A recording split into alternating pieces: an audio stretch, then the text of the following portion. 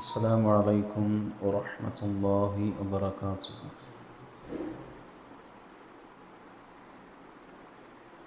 الحمد لله الحمد لله رب العالمين، والصلاة والسلام على رسول الكريم وعلى آله وأصحابه الفائزين برضا الله. يا أيها الذين آمنوا اتقوا الله حق تقاته ولا تموتن إلا وأنتم مسلمون. أعوذ بالله من الشيطان الرجيم. وما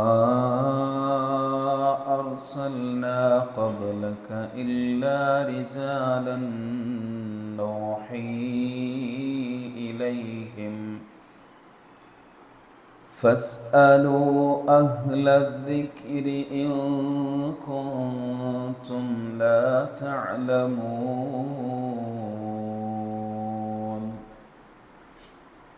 اللهم رب اشرح لي صدري ويسر لي أمري واحلل عقدة من لساني يفقه قولي. സർവലോക നിയന്താവും കാരുണ്യവാനുമായ അല്ലാഹു സുബ്ഹാനഹു വ തആലയുടെ വിധികളും വിലക്കുകളും പരിപൂർണമായി ജീവിതത്തിൻ്റെ നിഖില മേഖലകളിലും ഉൾക്കൊണ്ട് മുത്തഖീങ്ങളായി ജീവിക്കണമെന്ന് സ്വന്തത്തെ മറക്കാതെ നിങ്ങളിൽ ഓരോരുത്തരെയും ആമുഖമായി ഓർമ്മപ്പെടുത്തുകയാണ്. അല്ലാഹു അത്തരത്തിൽ ജീവിക്കാനും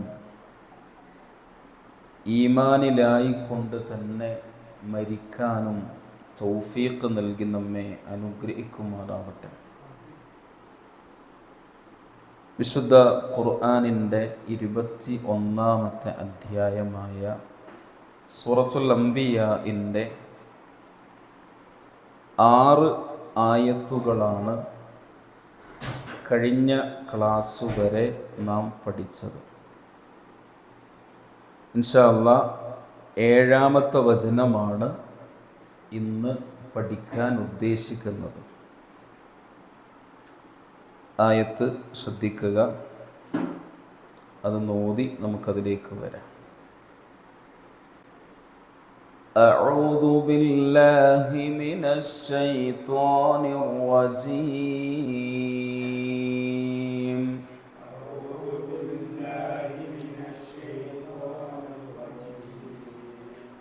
بسم الله الرحمن الرحيم.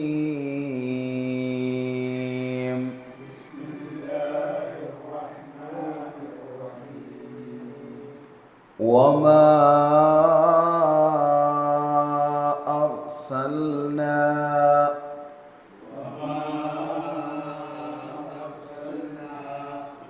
قبلك إلا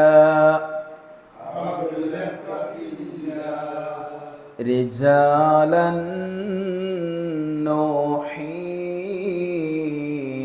إليهم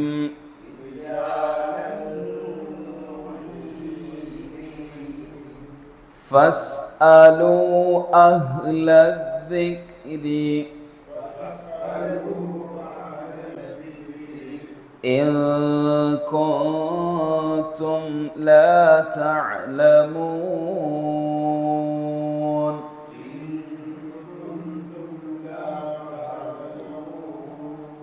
وما أرسلنا قبلك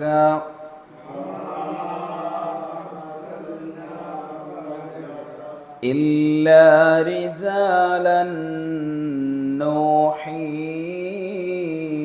إليهم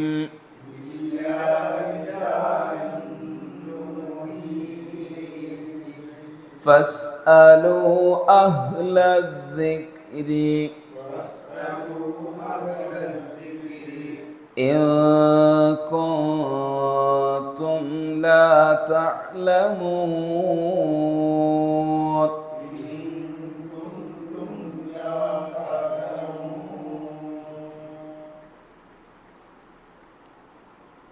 പാരായണ സമയത്ത് ശ്രദ്ധിക്കേണ്ട കാര്യങ്ങൾ എന്തൊക്കെ എന്നുള്ളത് നമുക്കൊന്ന് നോക്കാം.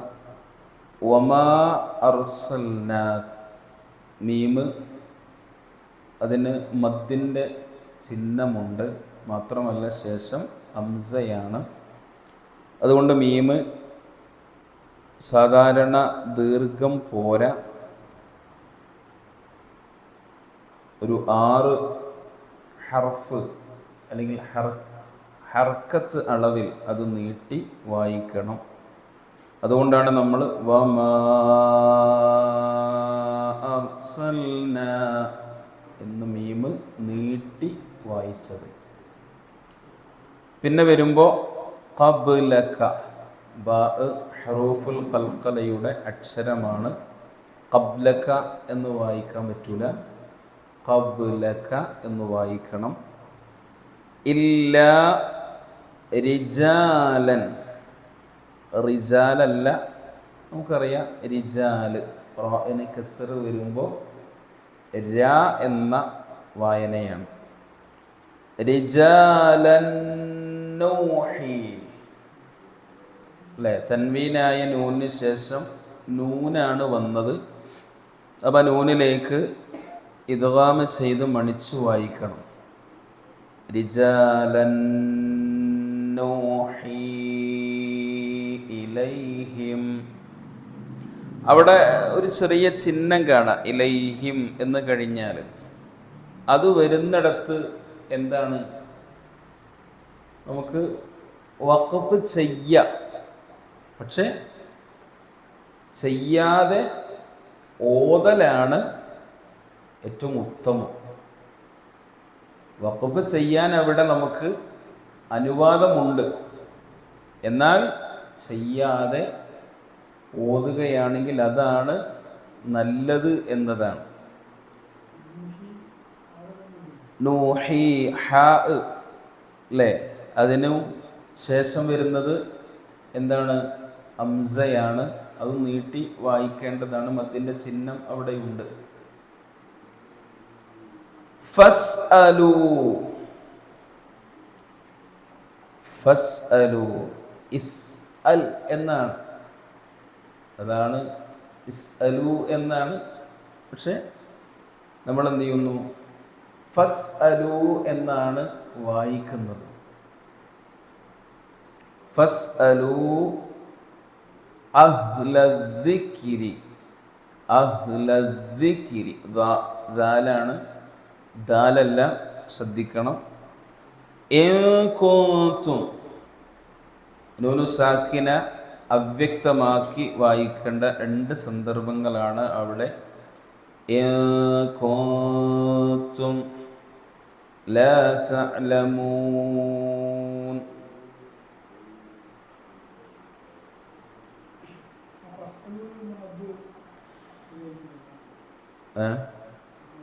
അത് നീട്ടല്ല.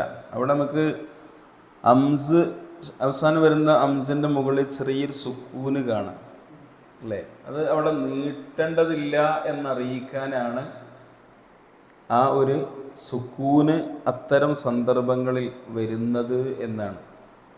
അംസിന് മുകളിൽ ചെറിയ ഒരു സുക്കൂന് വരുന്നിടത്ത് നീട്ടേണ്ടതില്ല എന്നാണ്.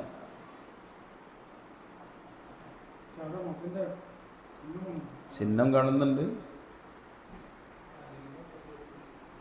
പക്ഷെ അവിടെ നീട്ടേണ്ടതില്ല.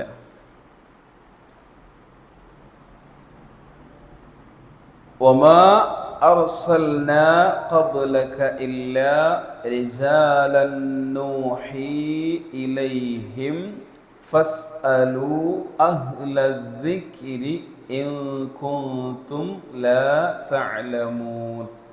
അവിടെ നമ്മൾ സാധാരണ മദ്ദിൻ്റെ ചിഹ്നം വരുന്നിടത്ത് നീട്ടുന്ന ഒരു പരിധി ഉണ്ടല്ലോ, അവിടെ ഫസ്അലു എന്ന് മാത്രമല്ല, ഒരു ചെറിയ വാവുണ്ട് ശേഷം നീട്ടാൻ, ആ അളവിൽ എന്ത് ചെയ്താൽ മതി, നീട്ടിയാലും മതി എന്നുള്ളതാണ്.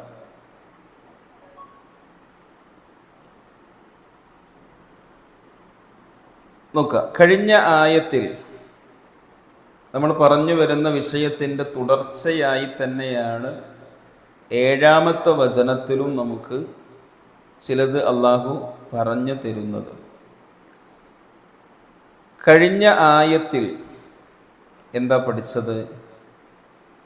ശത്രുക്കളുടെ ആരോപണങ്ങളിൽ ഒന്നായിരുന്നു ഫൽയഅ്തിനാ ബിആയത്തിൻ കമാ ഉർസിലൽ അവ്വലൂൻ.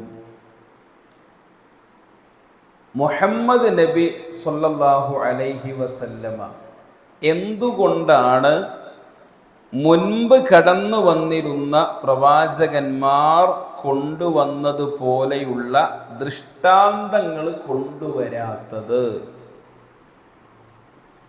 കാരണം പ്രത്യക്ഷത്തിൽ കാണിച്ചു കൊടുക്കാൻ ഒന്നും ഇല്ല എന്ന് പറഞ്ഞാൽ മൂസ നബി അലൈഹി സ്വലാം